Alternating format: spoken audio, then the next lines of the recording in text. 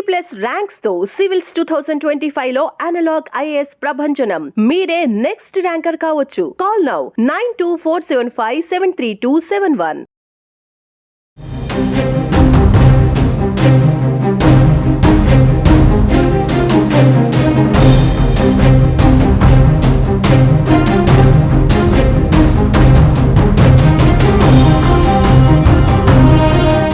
తెలిసిన ఘటన తెలిసిందన్నమాట వచ్చాము మేము. వచ్చినప్పుడు ఇలా జరిగిందని చెప్పి చెప్పడం జరిగింది. యాక్చువల్గా ఉన్నటువంటి ఏదైతే ఉందో 120 టన్నులు ఆ ల్యాడీలు తీసుకొని వెళ్తూ ఉంటుంది, అది 150 టన్నుల వరకు ఉందన్నారు. సరే, అది what ever it may be, everyday జరిగే ప్రాసెస్. అది ఆ జామింగ్ అనేది కామన్గా అవుతూ ఉంటుంది. జామింగ్కి ల్యాన్సింగ్ చేశారు. ల్యాన్సింగ్ చేస్తే ఆటోమేటిక్గా మెటల్ డ్రైన్ అవుట్ అవుతుంది. అంటే ఇక్కడ ఏంటంటే ఐరన్ని స్టీల్గా మారుస్తాం. ఆ ఐరన్ స్టీల్గా మార్చే మిషన్లోకి పంపించే క్రమంలో జరిగిన ప్రమాదం ఇది. దాంట్లో ఆటోమేటిక్గా అంటే ఒక ల్యాడీలు ఉండి ఇలా రెండు ఉంటాయి బోత్ సైడ్స్. ఒక ల్యాడీలు ఇలా తిరిగి ఒక ల్యాడీని పొజిషన్లోకి వెళ్తూ ఉంటుంది.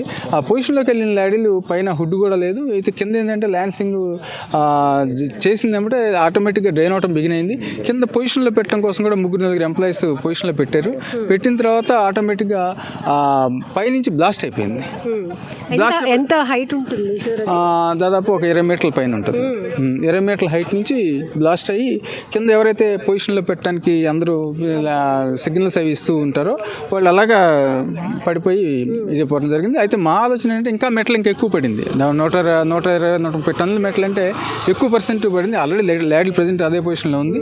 ఆ పడిన మెటల్లోకి ఎవరన్నా దాని కింద ఉంటే కనుక ఇక అలా కుప్పకూలిపోతాడు, లోపలికి వెళ్ళిపోతాడు. ఎందుకంటే 2700 డిగ్రీలు హీట్ ఉంటుంది అది.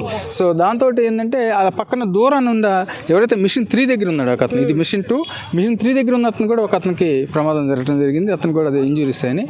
అలానే కొంతమంది ఎవరైతే ఉన్నారో షిఫ్ట్లో ఉన్న వాళ్ళు కాకుండా మిగతా వాళ్ళు కొంతమంది లోపల రెస్ట్ తీసుకోవడం జరిగింది. ఇంకా బై లక్ ఏంటంటే అక్కడ 14 మంది ఎవరైతే 16 మందికి స్పెషల్ ట్రైనింగ్ ఇస్తున్నారు. అక్కడ కొత్త వాళ్ళని తీసుకొని వచ్చి పాత వాళ్ళని 6000 మందిని తీసేసి అనుభవం ఉన్న వాళ్ళని తీసేసి కొత్త వాళ్ళని తీసుకొచ్చి సాధ్యం సార్? ఇప్పుడు ఇంత అంటే డేంజరస్ ప్లేస్లో వర్క్ చేయాలి. సో టెక్నికల్గా వాళ్ళకి పూర్తి నైపుణ్యం ఉండాలి. అసలు ప్రమాదం జరగకూడదని ఊహించాలి అందరమే. జరిగితే ఎంత దారుణం అది. ఎందుకంటే గత ప్రమాదం నుంచి కూడా గుణపాఠం నేర్చుకోలేదు యాజమాన్యం. ఇవాళ ఏంటంటే మినిస్ట్రీ దగ్గర నుంచి కూడా అందరూ అదొక మ్యాన్ పవర్ ఎక్కువ అని చెప్పేసి ఏదైతే షిఫ్ట్ల ప్రకారం ఉండాల్సిన మ్యాన్ పవర్ని తగ్గించేస్తూ ఇవాళ అది కూడా వర్క్ ప్రెషర్లో ఏంటంటే పైన సేఫ్టీ కోసం తీసుకోవాల్సిన ప్రికాషనరీస్ కానీ మేము మొదటి నుంచి గోల్ చేస్తూనే ఉన్నాం. ఎందు గురించి అంటే వాళ్ళ సేఫ్టీ పరంగా వీక్ అయిపోతుంది రోజు కంపెనీ. అలాగనే స్పేర్స్ కోసం ఖర్చు పెట్టిన తక్కువ. ఏదైతే మీరు మేము అన్ని కోట్లు ఇచ్చాం అంటున్నారు తప్పించి దాంట్లో స్పేర్స్ కానీ ఏదైతే స్పేర్స్ కావాలో వాటిని కొంటలేదు. ప్రీ మెయింటెనెన్స్ ఏదైతే చేయాలో ఇవాళ ఏంటంటే సీషోర్ ప్లాంట్ ఇది. ఆటోమేటిక్గా 1 సంవత్సరం మెయింటెనెన్స్ ఆపితే ఆటోమేటిక్గా తుప్పెక్కి మొత్తం ఎక్కడెక్కడ ఇరిగిపోతూ ఉంటాయి. దాంతో ఏంటంటే ఆ విధంగా ఉన్న వాటిని కూడా మేము డిమాండ్ చేస్తూనే ఉన్నాం.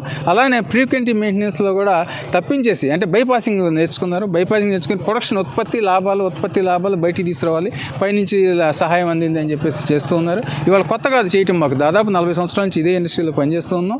కాకపోతే ఏంటంటే దాన్ని సిస్టమేటిక్గా చేయాల్సిందే. సిస్టమేటిక్గా చేస్తే ఇటువంటి ప్లాంట్ ఇండియాలోనే లేదు. కాకపోతే ఏంటంటే ఇవాళ యాజమాన్యం తరపు నుంచి కూడాను హై ప్రెషర్ పైనుంచి ఉంది, మాకు హై ప్రెషర్ పైనుంచి ఉంది. ఆ సెక్రటరీ ఎవరైతే వచ్చాడో పండిత్ మూలంగా మాకు వచ్చిన ఘటన ఇదంతా కూడా ఆయన వచ్చేసి ఆయన ఆర్డర్ తప్పించి ఇక్కడ లోకల్ యాజమాన్యం కానీ ఎవరిని కానీ పట్టించుకునే ధోరణిలో లేదు. అట్లాగే యూనియన్స్ని కూడా ఇవాళ CMD గారు వచ్చారు, ఇన్ని రోజులు అవుతుంది జాయిన్ అయ్యి. కనీసం యూనియన్స్ని పిలిచి ఏంటి ఈ విధంగా ఉంది మీరు అంటే ఇవాళ యూనియన్స్ని పిలిచి మాట్లాడే టైం కూడా ఆయన స్పేర్ చేయకుండా ఆయన వచ్చారు బిజీ అనుకుంటూ తిరుగుతున్నారు తప్పించి. ఎందు గురించి అంటే ఏదైనా గతంలో కొత్త CMD వచ్చారంటే ఆయన డైరెక్టర్ వచ్చారంటే అందరిని పిలిచి మాట్లాడి ఈ విధంగా తీసుకెళ్దాం, ఈ కంపెనీని ముందుకు తీసుకెళ్దాం అని చెప్పేసి ఒక చర్చా విధానం ఉండేది. ఇవాళ చర్చా విధానం కానీ సాంకేతికత కానీ అన్ని లోపాలతోటి ఈ ప్రమాదాలు అవుతుంది. ఇక మీదట కూడా ఎందుకంటే వాళ్ళ ఈ ప్లాంట్ మేనేజ్మెంట్కి కార్మిక సంఘం నేతలకి లేకపోతే ఎంప్లాయీస్కి మధ్య గ్యాప్ గురించి కానీ నిర్వహణ లోపం విషయాలు రేపు డిప్యూటీ CM గారు కానీ లోకేష్ గారు కానీ సెంట్రల్ మినిస్టర్ వస్తున్నారు, వాళ్ళ ఫోకస్కి తీసుకెళ్లే మాకు అవకాశం ఇస్తే తప్పకుండా చెప్తాం మేడం. మేము ఇందాక మీడియా ద్వారా మీ అందరి ద్వారా కూడా చెప్తూనే ఉన్నాం. ఇప్పటి నుంచి కాదు, మేము దాదాపు 2 సంవత్సరాల నుంచి కూడా చెప్తూనే ఉన్నాం ఈ విధంగా జరుగుతుంది. మాకు అసలు మెటీరియల్ ఇస్తే మేము బంగారులాగా ఈ ప్లాంట్ని మళ్ళీ టర్న్ అరౌండ్ చేసి మహారత్న తీసుకొస్తామని చెప్తూ ఉన్నాం మేము, నవరత్న కంపెనీని. కానీ ఇవాళ వచ్చేసరికి మాకు అసలు ఏ అవకాశం ఇవ్వట్లేదు, సలహాలు తీసుకోవడం లేదు. కాబట్టి ఏంటంటే ఇవాళ మీరు మ్యాన్ పవర్ ఎక్కువ, అది ఎక్కువ అని చెప్పి ప్రైవేట్ కంపెనీతో పోల్చి ఇవాళ ఉన్న వాళ్ళందరినీ పీకేసే ధోరణి, VRSలు ఇచ్చే ధోరణి చేస్తూ ఉన్నారు. అనుభవజ్ఞమైన కార్మికులు వెళ్ళటం మూలంగా కొన్ని జరుగుతున్నాయి ఘటనలు అనుకోవచ్చు. అయితే ఇవాళ జరిగిన ఘటన దాని మూలంగా జరిగిందా అనేది ఇంకా లోపల ఏంటంటే ఎంక్వైరీ జరుగుతూ ఉంది. అది అయిన తర్వాత రెస్క్యూ ఏదో చేస్తూ ఉన్నారు. ఇంకా ఎంతమంది ఉన్నారు, అసలు షిఫ్ట్లో ఎంతమంది ఉన్నారు, బయోమెట్రిక్ చూస్తే కానీ నిజం తెలియదు. లేదు. కాబట్టి ఎన్ని కూడా వస్తే రేపు మార్నింగ్ ఒక క్లారిటీ వస్తుంది. చూద్దాం. ఈ నైట్ స్టీల్ మినిస్టర్ గారు బయలుదేరి వస్తారంటున్నారు, రేపు ఉదయం లోకేష్ గారు వస్తారంటున్నారు. కాబట్టి యూనియన్స్గా మేమైతే మా డిమాండ్స్ని మాకు అవకాశం ఇస్తే కనుక మేము క్లియర్గా ప్రజెంట్ చేస్తాము. సుమారు 8 చనిపోవడం, అలాగే 6 హాస్పిటల్లో అడ్మిట్ చేయడం, అందులో 2 పరిస్థితి కొంచెం క్రిటికల్గా ఉందని చెప్పేసి చెప్పడం జరిగిందండి. స్టీల్ ప్లాంట్లో ఏదైనా ఒక సంఘటన జరిగిందంటే అదేదో మన ఇంట్లో జరిగినట్టుగా ఆ ఫీలింగ్ ఉంటుందండి ఇక్కడ ఉన్న అందరికీ. అది స్టీల్ ప్లాంట్ అంటే ఒక సెంటిమెంట్. అయితే దురదృష్టకరం ఏంటంటే ప్లాంట్ గత 2 సంవత్సరాలుగా ఫుల్ ప్రెజర్గా నడుస్తున్నటువంటి సమయంలో ఇలాంటి యాక్సిడెంట్ జరగడం చాలా దురదృష్టకరం. ఇలాంటివి జరగకుండా పునరావృతం కాకుండా చూసుకోవాల్సినటువంటి అవసరం ఉంది. అందుకనే రేపు ఉన్నత స్థాయి అధికారులు వస్తారని, ముఖ్యంగా స్టీల్ మినిస్ట్రీ నుంచి కానీ రావడానికి ఆస్కారం ఉందండి. ఖచ్చితంగా వాళ్ళు వచ్చిన తర్వాత ఇక్కడ ప్లాంట్ యొక్క పొజిషన్ ముఖ్యంగా ఏ విధంగా ఉంది. అందుకు కొంతమంది కార్మిక వర్గాలు చెప్పింది ఏంటంటే 40 years అయిందండి, దాంతో కొంచెం మెయింటెనెన్స్ రిక్వైర్మెంట్ ఉందని చెప్తున్నారు. సో ప్లాంట్ మీద ఏ విధంగా మళ్ళీ రెనోవేషన్ చేయాలి, ఏ విధంగా దాన్ని రెట్రోఫిట్ చేయాలి, ఏ విధంగా ఇంకా మోడర్నైజ్ చేయాలి, ఆటోమేషన్ చేయాలి, వీటి మీద అన్నిటి మీద కూడా రేపు సమీక్షించేటట్టుగా నా ప్రయత్నం చేస్తానండి. అయితే చనిపోయినటువంటి కుటుంబాలకు మాత్రం ఖచ్చితంగా మనకి కాంపన్సేషన్ ఉండాలి. వారికి నాకు తెలిసి స్టీల్ ప్లాంట్లో ఏమైనా జరిగిందంటే ఆ గేట్ దాటి పొలిటికల్ లీడర్స్ వెళ్ళరండి. ఎప్పుడు కూడా ఆ కార్మిక వర్గాలే సాల్వ్ చేస్తాయి. కార్మిక సంఘ నాయకులే డిసైడ్ చేస్తారు అన్నీ. అయితే ఇది ఈ స్థాయిలో ఇప్పుడు మినిస్టర్ గారు వస్తున్నారు కనుక కొంచెం అదనంగా కాంపెన్సేషన్ ఇవ్వాలనేది అడుగుతున్నాం. ముఖ్యంగా ఈ కాంట్రాక్ట్ లేబర్కి వాళ్ళకి ఇవ్వాల్సినటువంటి అవసరం ఉంది. పర్మనెంట్ ఎంప్లాయీ కంటే వాళ్ళకి స్టాండర్డ్ ప్రొసీజర్స్ ఉన్నాయి. వాళ్ళు శాలరీ కటింగ్ మీద ఆధారపడి ఉంటుందండి. అది వీళ్ళకి కూడా శాలరీ కటింగ్ ఉంటుంది, కానీ వాళ్ళు హై పెయిడ్ కనుక హై అమౌంట్ పిఎఫ్కి, ఈఎస్ఐకి వాటికి వెళ్తుందన్నమాట. సో అయితే ఇక్కడ వర్గాలు ఏం చెప్తున్నాయంటే అటు పర్మనెంట్ ఎంప్లాయీకి ఎలాగొచ్చిందో ఆ విధంగా మాకు ఇవ్వాలని చెప్పేసి లేబర్కి కూడా, కాంట్రాక్ట్ లేబర్కి కూడా ఇవ్వాలని డిమాండ్ ఉంది. కానీ అది అవుతుందని నేను అనుకోవట్లేదు. బట్ స్టిల్ మేము సాధ్యమైనంత వరకు కూడా వారికి న్యాయం చేసేటట్టుగా, వాళ్ళకి ఉద్యోగం వచ్చేటట్టుగా, మ్యాక్సిమం కాంపన్సేషన్ వచ్చేటట్టుగా మేము ప్రయత్నం చేస్తాం. నా దగ్గర ఉన్నటువంటి సమాచారం ప్రకారం 5 పర్మనెంట్ ఎంప్లాయీస్ ఉన్నారు, 3 కాంట్రాక్ట్ లేబర్ ఉన్నారండి. ఇది ఉందండి. క్షతగాత్రుల దగ్గర సంబంధించి ఇంకా కొంత విషయం రావాలండి. అంటే యాక్చువల్గా టెక్నికల్గా మేము అంత స్ట్రాంగ్ ఉండమండి ఇందులో ఇక్కడ. అయితే కొన్ని కార్మిక వర్గాలు చెప్పింది ఏంటంటే ఆ బ్లెండ్ ఏదైతే స్టీల్ బ్లెండ్ ఉంటుందో ఆ బ్లెండ్ మార్చిన వల్ల కొంచెం చేంజ్ వచ్చింది అంటారు అనమాట. జనరల్ బ్లెండ్ ఎలా ఉంటుంది అంటే ఆ స్టీల్ స్ట్రెంగ్త్ పెరగడానికి, దాని ఎలాంగివిటీ లేకపోతే టెన్సైల్ స్ట్రెంగ్త్ పెరగడానికి అవేవో మిక్స్ చేస్తుంటారు. టెక్నికల్గా మాకు తెలియదండి. సో అయితే కొంచెం మెయింటెనెన్స్ కూడా, టోటల్ మెయింటెనెన్స్ అంతా కూడా ప్రైవేట్ వాళ్ళకి ఇచ్చారని చెప్పేసి ఇలా అన్న ఆరోపణలు ఉన్నాయి. సో మేము వాటికి అంత టెక్నికల్గా మాకు నాలెడ్జ్ లేదు. కానీ బట్ కార్మిక వర్గాలు చెప్తున్నవన్నీ కూడా ఇలా ఉన్నాయి. సో ఇలాంటివన్నీ కూడా పునరావృతం కాకుండా చూడాల్సిన అవసరం ఉందని చెప్పి తెలియజేస్తాను. ప్రైవేట్ వాళ్ళకి ఇవ్వాలన్న ఆలోచనలో పడి పూర్తిగా దీన్ని నిర్లక్ష్యం చేస్తున్నారు. టెక్నికల్గా కావచ్చు, లేకపోతే మ్యాన్ పవర్గా కూడా అక్కడ మెయింటెనెన్స్, మానిటరింగ్ అనేది చాలా లోపాలు కనబడుతున్నాయి. ఎవరైనా చనిపోతే కానీ ఇట్లాంటి మళ్ళీ ఇనిషియేటివ్ అనేది తీసుకోవట్లేదు అనేది కార్మిక సంఘాల నేతలు చెప్తున్నారు. సో దీనిపైన ఏ క్లారిటీ ఇస్తారు? అంటే జనరల్గా ప్లాంట్ ఇన్ని రోజులు కొన్ని యూనిట్లు నడవలేదండి. లాస్ట్ 5 years కొన్ని యూనిట్లు, ఎందుకంటే ఆర్థిక సహాయం చేయకపోవడం వల్ల, ప్రీవియస్ గవర్నమెంట్ చేయకపోవడం వల్ల అది. సో అది ఒకసారి ఐడియల్గా ఉన్నప్పుడు కూడా ఇలాంటి ప్రమాదాలు జరిగేటువంటి అవసరం ఇది ఉంటుంది అనమాట. గత 2 సంవత్సరాల నుంచి మాత్రం అన్నీ ఫుల్ ప్రెజర్గా రన్ అవుతుంది. సో ఈ రన్ అయ్యేటప్పుడు జాగ్రత్తలు తీసుకోవాల్సిన అవసరం ఉంది. ఆ జాగ్రత్తలు తీసుకోవాల్సింది అటు మేనేజ్మెంటు, ఇటు కార్మిక వర్గాలు ఆ సమన్వయంతో నడాల్సినటువంటి అవసరం ఉంది. ఆ సమన్వయం లోపం ఉందేమో అనిపిస్తుంది నాకైతేనే. ఆ సమన్వయం లోపం కావచ్చు, లేకపోతే అక్కడ కొన్ని యూనిట్లు టోటల్ మెయింటెనెన్స్ బయట వాళ్ళకి ఇస్తున్నారని చెప్పి ఇలాగ వస్తుందండి ఇది. సో అంత డీప్గా ఆ ప్లాంట్లోకి వెళ్ళి చూసేటువంటి పరిస్థితి మాకు ఉండదు. పొలిటికల్ లీడర్స్గా మేము ఎలాగుంటుందంటే జనరల్గా ప్లాంట్ లాసుల్లో ఉంది, ఆర్థిక సాయం చేయండి అంటే ఆర్థిక సాయం చేసి ఆ ప్యాకేజ్ ఇచ్చినంత వరకు మేము ఉంటాం. సుమారు లాస్ట్ 2 yearsలో సుమారు 15,000 కోట్ల వరకు మేము తీసుకురాగలిగాం.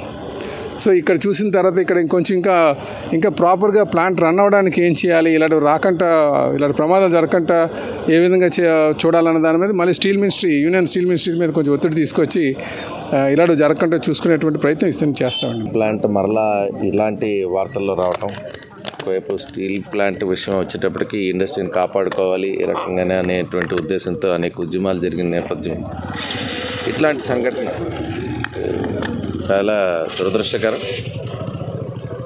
ఇది ఏమైనా ఇట్లా భద్రతా ప్రమాణాలకు సంబంధించి కానీ ఏవైతే ఉన్నాయో స్టీల్ ప్లాంట్ను ఒకవైపు పరిరక్షించుకోవడమే కాదు, ఇలాంటి ఇన్సిడెంట్స్ జరిగినప్పుడు కాస్త ఆ ధైర్యాన్ని కోల్పోతూ ఉంటాం.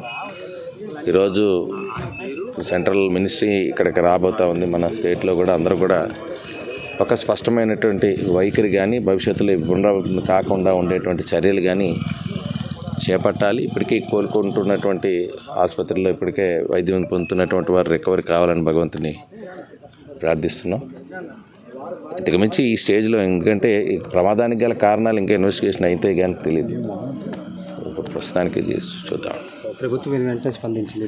డెఫినెట్గా గవర్నమెంట్కి ఇప్పుడు ఇందులో ఏం చేయాలనేటువంటిది ఇప్పుడు అందుకని స్వయంగా చూడాలనే ఉద్దేశంతో ఈరోజు లోకేష్ గారు కూడా రావడం జరుగుతుంది. డిప్యూటీ సీఎం గారు స్టార్ట్ అవుతున్నారు. ముఖ్యమంత్రి గారు కూడా వచ్చేటువంటి మార్నింగ్ వచ్చే అవకాశం ఉంది. ఇటు సెంట్రల్లో స్టీల్ మినిస్టర్స్ ఇద్దరు కూడా ఇప్పుడు రాబోతున్నారు. సో ఏదేమైనా ఒకవైపు అక్కడ హోంమంత్రి గారు, మా ఎంపీ గారు, సిఎండి గారితో డిస్కషన్ చేస్తున్నారు ఏంటి ప్రమాదానికి గల కారణాలు కానీ ఇట్లా దీన్ని ఏ రకంగా చూడాలనేటువంటి. సో ఏదైనా ఒక స్పష్టమైనటువంటి వైఖరి అనేటువంటిది ఉండబోతుంది అనేది నేను భావిస్తున్నాను. జరిగిన ఘటన దురదృష్టం అనేటువంటిది ప్రతి ఒక్కరి దాంట్లో ఉంటుంది. అయ్యో పాపం న్యాయం అనేటువంటిది కనికరిస్తూ ఉంటారు. ఇది సాధ్యం మరణాలు అయినప్పుడు. మా భావన ఏంటంటే సిపిఐ కమ్యూనిస్ట్ పార్టీ నియోజకవర్గ కార్యదర్శిగా మాట్లాడుతున్నాను. ఇది ప్రభుత్వ హత్యగానే భావించవలసి వస్తుంది. ప్రభుత్వం వారు తీసుకున్న నిర్లక్ష్య వైఖరి ఈ మధ్యకాలంలో దాదాపు 4 సంవత్సరాలు పెట్టి గోలాడుతూ ఉన్నాం. ఈ మ్యాన్ పవర్ తగ్గిపోతే మ్యాన్ పవర్ జాగాలోనూ ఎవరైతే నైపుణ్యత కలిగిన కార్మికులు ఉన్నారో వాళ్ళు పెట్టమని, నైపుణ్యత లేని వర్కర్లు తీసుకొస్తే ఇదే జరుగుతుంది. 4 నైపుణ్యత ఉన్నా ఒక్కడు నైపుణ్యత లేని ఉన్నా నష్టం జరుగుతుంది. ఇది నైపుణ్యత లేనటువంటి మరణం కింద భావిస్తున్నాం కాబట్టి ఇది ప్రభుత్వ హత్య. ఇప్పటికే మనం చూసాం గ్యాస్ వెంకటాపురంలో హిందూ జాతి దాదాపు ₹1 కోటి ఇచ్చారు ఆ రోజుల్లో జగన్. అలాగే సిపిఐలో జరిగినప్పుడు 50 లక్షల రూపాయలు ప్రకటన చేశారు. ఉద్యోగం ఇస్తూ అన్ని హక్కులు ఇస్తూ అలాగే పిఎఫ్ ఈఎస్ఐలు అన్ని రావాల్సినటువంటి బెనిఫిట్స్ పొందుతూ ఎస్క్రేసీ కింద ఇచ్చినట్టు దీనికి ఖచ్చితంగా ₹1 కోటి ఇప్పుడు ఇంకా పెరిగింది. అందువల్ల దీనికి ₹1 కోటి ఎవరైతే చనిపోయారో వాళ్ళందరికీ ₹1 కోటి ఇవ్వాలి. ఎవరైతే శాస్త్రవేత్తలు ఉన్నారో వాళ్ళకి 50 లక్షల రూపాయలు ప్రకటించాలనేది మా సిపిఐ కమ్యూనిస్ట్ పార్టీ నుంచి డిమాండ్ ప్రధానంగా. ఇది ఖచ్చితంగా ప్రభుత్వం అందరూ అనుకుంటున్నారు. ప్రభుత్వం బాధ్యత అది. కూటమి ప్రభుత్వం ఇదేంటి స్టేట్ ప్రభుత్వం లేకపోతే ఇంకో ప్రభుత్వం మాది వేరు వాళ్ళది వేరు కాదు. మీరు అంటున్నారు కదా కూటమి ప్రభుత్వం అని. ఇది కేంద్ర సంబంధించిన పరిశ్రమ కావచ్చు, కానీ ఇక్కడ ఉన్నటువంటిది కూటమి ప్రభుత్వం వాళ్ళు చక్రం తిప్పుతున్నారు. వాళ్ళ భూముల మీద ఉన్నటువంటి నైపుణ్యత వీటి మీద కూడా సానుభూతితో రావాలి. ఆ సానుభూతి లేదంటే ఇప్పుడు ప్రకటించే దాన్ని పెట్టి ఆధారపడి ఉంటుంది. దాన్ని పెట్టి ప్రజలు అంగీకరించేటువంటిది దాంట్లోని ప్రజలు ఒక ఆలోచన విధానాలు మారుతాయి. వీళ్ళు ప్రతిదీ రాజకీయం చేయాలనుకుంటున్నారు. రాజకీయం కాదు, గతంలో ఇచ్చినటువంటి నష్టపరిహారం అడుగుతున్నారు. అక్కడ గతంలో మీరు చేసినటువంటి ఇక్కడ నైపుణ్యత లేని కార్మికులు తీసుకొచ్చినందువల్ల జరుగుతున్నటువంటి నష్టం.